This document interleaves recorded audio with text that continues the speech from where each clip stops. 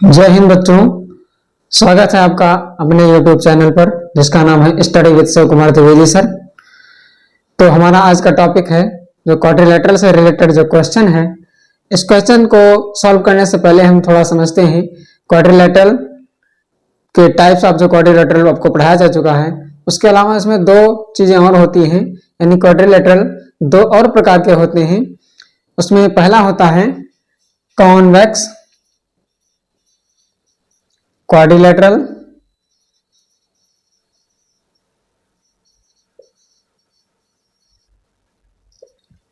और दूसरा होता है कॉनकेव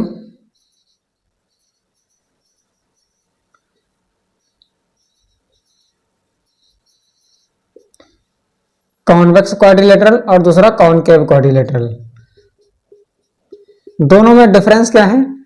कॉन्वेक्स क्वाड्रिलेटरल वो क्वाड्रिलेटरल होता है जिस क्वाड्रिलेटरल में कोई भी एंगल 180 डिग्री से ज्यादा नहीं होता है, यानी सभी एंगल 180 डिग्री से कम ही होते हैं। इस प्रकार के क्वाड्रिलेटरल को कॉन्वेक्स क्वाड्रिलेटरल कहते हैं।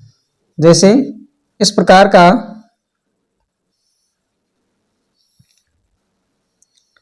ये कोई क्वाड्रिलेटरल है। इसमें अगर देखा जाए तो जो चारों एंगल हैं, इन चारों एंगल में कोई भी एंगल 180 डिग्री से ज्यादा नहीं है, यानी सभी एंगल 180 डिग्री से कम ही हैं। इस प्रकार से ये जो क्वाड्रिलेटरल है ये कॉन्वेक्स क्वाड्रिलेटरल है।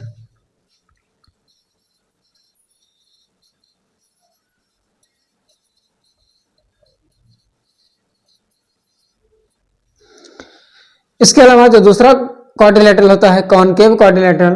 कॉनकेव क्वाड्रिलेटरल वो क्वाड्रिलेटरल होता है जिसमें से इनके सभी चारों एंगल्स में से कोई भी एक एंगल 180 डिग्री से ज्यादा होता है, तो उस प्रकार के क्वाड्रिलेटरल को कॉनकेव क्वाड्रिलेटरल कहते हैं। जैसे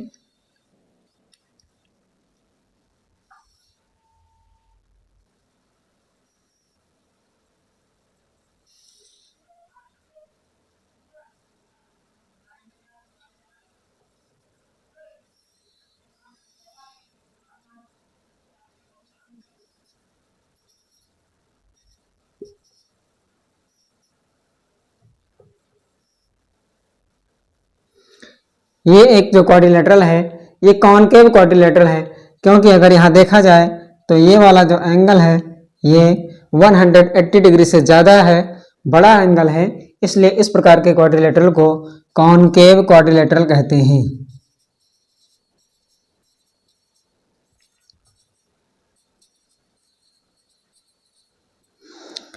अब इन दोनों क्वाड्रिलेटरल को समझने के बाद में अब हम अगले टॉपिक पर यानी अगले क्वेश्चन पर आते हैं। इस क्वेश्चन को हम सॉल्व करते हैं। तो ये जो क्वेश्चन है, क्वेश्चन को देखते हैं। If the angles of a quadrilateral are in the ratio of 2, 4, 6, 8 find the measure of each angle. यानी कोई एक क्वाड्रिलेटरल है, उस क्वाड्रिलेटरल का जो एंगल है उन एंगल्स का रेशियो 2:4, 6:8 का है। तो हमें इस रेशियो के आधार पर उन चारों एंगल्स के मेजरमेंट को बताना है।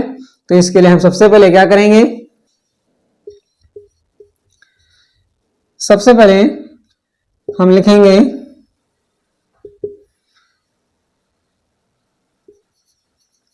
रेशियो ऑफ क्वाड्रिलेटरल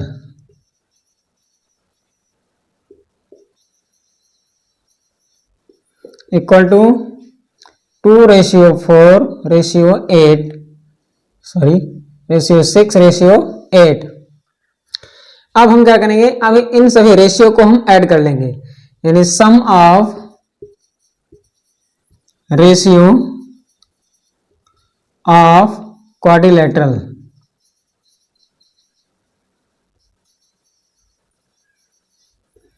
सम इसका हो जाएगा 2 + 4 + 6 + 8 इक्वल टू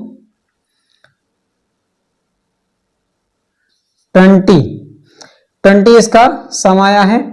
अब हमें पता है कि किसी भी क्वाड्रिलेटरल का जो सम ऑफ इंटीरियर एंगल्स होता है वो होता है 360 degree. Sum we know that sum of interior angles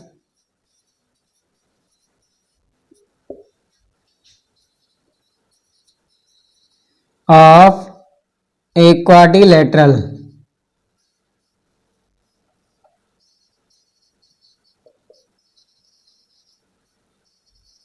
equal to 360 degree, यानी जो उसका एंगल्स होते हैं, जो एंगल का सम होता है वो 360 डिग्री होता है।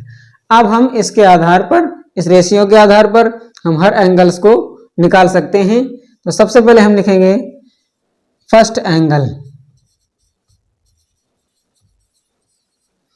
फर्स्ट एंगल इक्वल टू, इसको निकालने के लिए क्या करते हैं, सबसे पहले हमारा जो पहला रेशियो है उसको लिखेंगे अपॉन जो इसका सम आया है, ये सम लिखेंगे, यानी 2/20 ratio upon sum of ratio. इसको हम मल्टीप्लाई करेंगे 360 से। 360 से मल्टीप्लाई करेंगे। अब इसको हम सॉल्व करेंगे तो 0 से 0 कैंसिल हो जाएगा, 2 से कटेगा तो ये 18 आएगा, यानी इसका आया 18 टू जा 36 डिग्री, यानी फर्स्ट एंगल हमारा कितना हुआ 36 डिग्री। अब दूसरा एंगल भी हम इसी तरह निकालेंगे, यहां लिखेंगे second angle. Second angle equal to, अब जो सेकेंड वाला रेशियो है वो है 4, यहां लिखेंगे 4/20, क्योंकि इसका सम कितना है 20 है। इसको फिर से हम मल्टीप्लाई करेंगे 360 से, फिर सॉल्व करेंगे तो 0 से 0 कैंसिल हो गया, 2 से काटेंगे तो हो जाएगा 18, क्योंकि 18 टू जा 36 होता है, इक्वल टू, अब इसको 18 4 से मल्टीप्लाई करेंगे तो 72, यानी दूसरा वाला एंगल कितना हुआ 72 डिग्री। इसके बाद third angle equal to, third वाला रेशियो है 6, यहाँ लिखेंगे 6/20, मल्टीप्लाई करेंगे 360 से, इसको सॉल्व करेंगे 0 से 0 कैंसिल हुआ, 2 से कटेगा तो 2 1 जा 2 और 2 से 18 ये 36 काटेंगे तो 18 आएगा।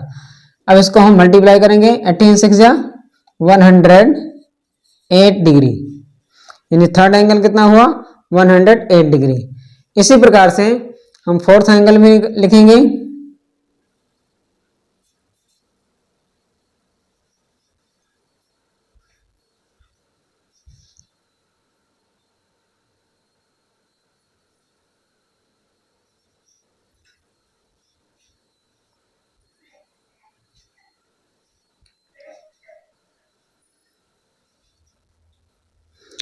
तो फोर्थ एंगल हम निकालेंगे, हम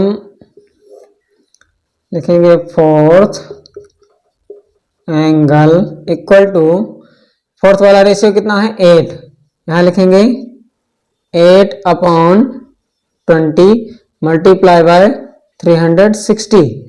इसको हम सॉल्व करेंगे तो 0 से 0 कैंसिल हो गया, 2 से काटेंगे 36 को तो 18 आएगा, यानी कितना आया 18 8 जा 144 डिग्री।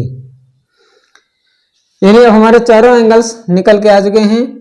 पहला एंगल है 36 डिग्री, दूसरा एंगल है 72 डिग्री और तीसरा एंगल है 108 डिग्री और चौथा एंगल है 144 डिग्री। इस प्रकार से हम इस रेशियो के माध्यम से और इस सम ऑफ इंटीरियर एंगल के माध्यम से हम चारों एंगल्स के मेजरमेंट को आसानी से निकाल चुके हैं। तो आशा है कि ये क्वेश्चन आपको अच्छे से समझ में आया होगा। फिर मिलते हैं अगले वीडियो में दूसरी प्रकार से क्वेश्चन के साथ में, जो कुछ नए टाइप का होगा। तो फिर मिलते हैं अगले वीडियो में, तब तक के लिए जय हिंद।